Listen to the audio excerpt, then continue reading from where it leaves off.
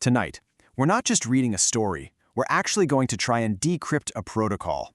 We're tracing that exact moment when one man's journey across a patch of desert became, believe it or not, the source code for all of history. This is the story of Jacob's descent, and not just into some foreign land, but into a completely different dimension of reality. So, forget the dusty maps. We're pulling up the spiritual schematic. The Holy Zohar opens this whole discussion with this chillingly precise statement. Nafik miklala de ara de Israel. He departed from the whole of the land of Israel. You see, this isn't just about leaving a place. This is about being unplugged from a system. It's like being extradited from one reality and plugged into a totally different one. I want you to just imagine it for a second. As Jacob takes that final step over the boundary, it's not the sun that sets. The very quality of the light itself begins to shift. That ambient radiance of a world that's in direct sync with its source, it starts to recede. The colors, they just desaturate. The world goes from this brilliant technicolor to something much colder. And then the air he breathes, it changes. You have to understand, in the land of Israel, the very atmosphere is thick with holiness, with a revealed divine presence. But now, crossing that border, that spiritual oxygen just thins out. Every single breath is a reminder that he is no longer in a protected environment. He is completely exposed. And then he feels it, a wind that doesn't just move sand, but carries a charge.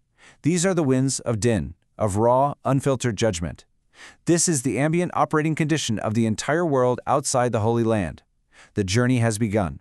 Okay, so with that scene set, let's really dive into this. So here's our roadmap for tonight. We're going to explore that spiritual boundary Jacob crossed, and we'll use a tech analogy to really get our heads around the shift. Then we'll look at the cosmic engineering behind this thing called Exile, see how it becomes a template for all of history, reframe it as this game of sparks, and finally, uncover the hidden continuity of light that somehow keeps shining even in the dark. Exactly. What you just described so cinematically is, on a technical level, it's a state change. This is not about geography, it's about system architecture. Jacob is moving from a domain where the divine creative force is integrated and revealed, right out in the open, into a domain that's defined by separation and concealment. He's leaving a reality of pure rachamim, of mercy, and he's walking straight into a world governed by raw din, by judgment. And this slide just lays out the two opposing systems perfectly. I mean, look at this. On the left, you've got the land of Israel, a realm of mercy, a fully synced divine system where the light is revealed, the connection is direct. But on the right, you have Charan, the realm of judgment, a constrained, external network. Here, the light is concealed, a state the mystics call histrapanim, the hiding of the divine face. And the whole system is constricted by what you could honestly call firewalls of severity. And the Zohar, right there in passage 147a, gives us the master key. The name of his destination, Charan, isn't just some random name on a map. No, it's a system spec. It has the same root as Charan off, which means burning anger. So the text is telling us that Yaakov isn't just going to visit his uncle, he's willingly walking into the very heart of a system that operates on the raw, unmitigated principle of divine judgment. This is the essence of exile. Okay, so let's really build out this tech analogy. If the Holy Land is this secure divine cloud, what does it actually mean for Jacob, the user, to log out and then try to connect from this hostile external network of Haran? Like, what are his mission parameters here?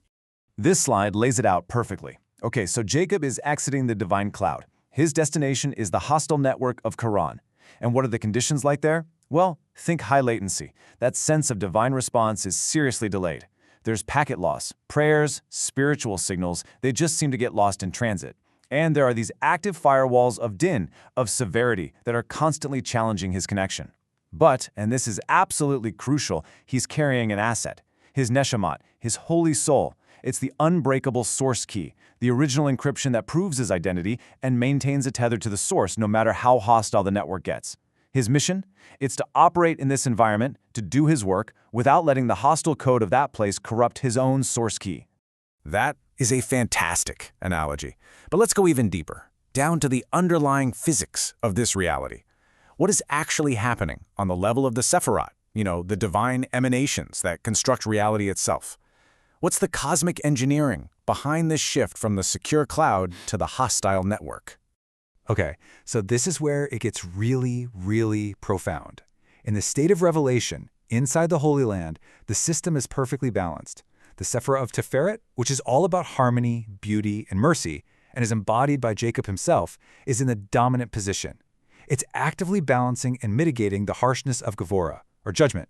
Think of it as his perfect equilibrium. But when Jacob crosses the boundary, he, the embodiment of Tiferet, carries that essence into the new domain. He doesn't leave it behind. And the result, as we see in step 3, is a state of concealment. The external system of exile is now dominated by raw Gevurah. Tiferet, or mercy, it's still there, but it's now operating from a concealed state, working from the inside out, almost like a secret agent, to refine and elevate this harsh system. This visual just brilliantly illustrates the shift.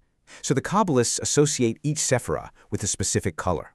In the revealed state of Israel, you have this beautiful balance. Chesed, or kindness, is a radiant white. Gevurah, judgment, is a mitigated, controlled red. And Tiferet, harmony, Jacob's own attribute, is a balanced green or gold. But in exile, look at the change. The white of Chesed is still there, but it's hidden. The balanced green of Tiferet is now concealed.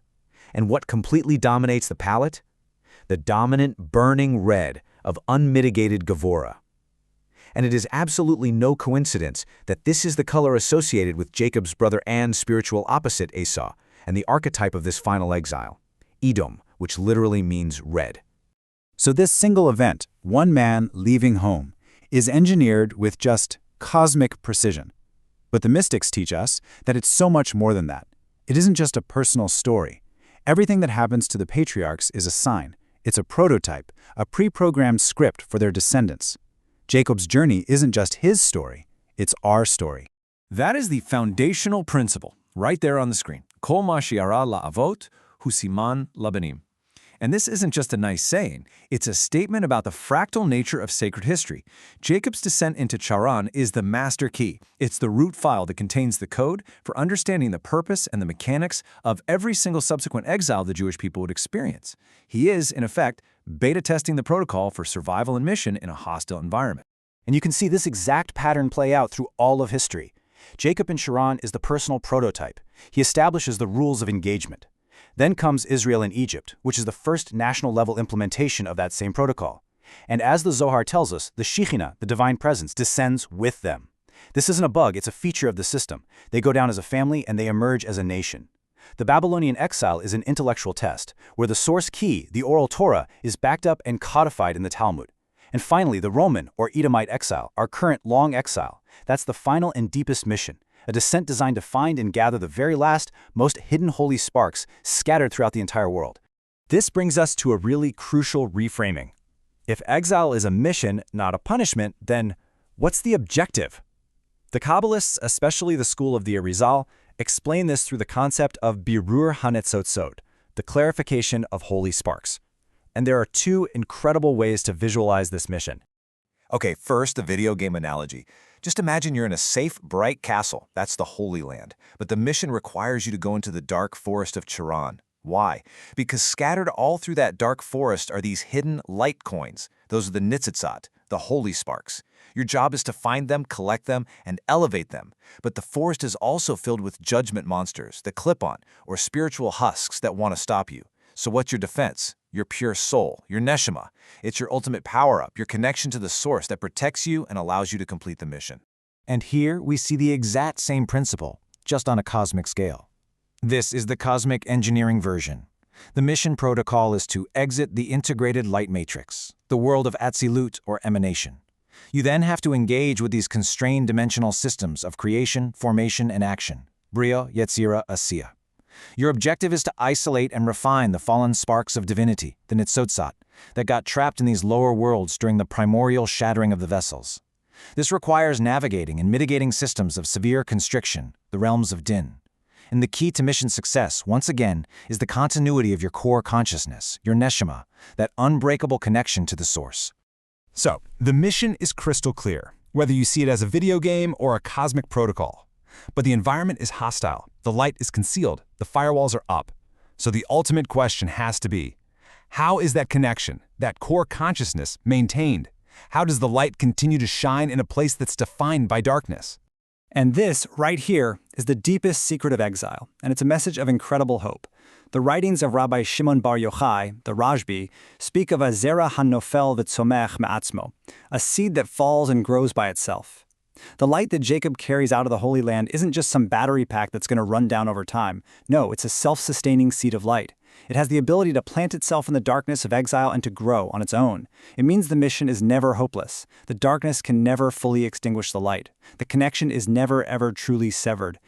Which leaves us with this final, really provocative thought. We've established that Jacob's journey, and all the exiles that follow, they are not accidents or punishments. They are precisely engineered missions. So if exile is a feature, not a bug, in the cosmic operating system, then what is its ultimate function? Maybe it's this profound idea that true light isn't just what shines in an already bright place, but it's what can be found and even grown in the deepest, darkest places. Now that's a thought to carry with you. Thank you for joining us for this complete journey through the Pardes. We hope these ancient truths help you and your family improve your own dimensions this week. If you enjoyed this full chapter deep dive, please like, subscribe, and share. Which part of the journey touched your soul in the comments? We'll see you in the next chapter.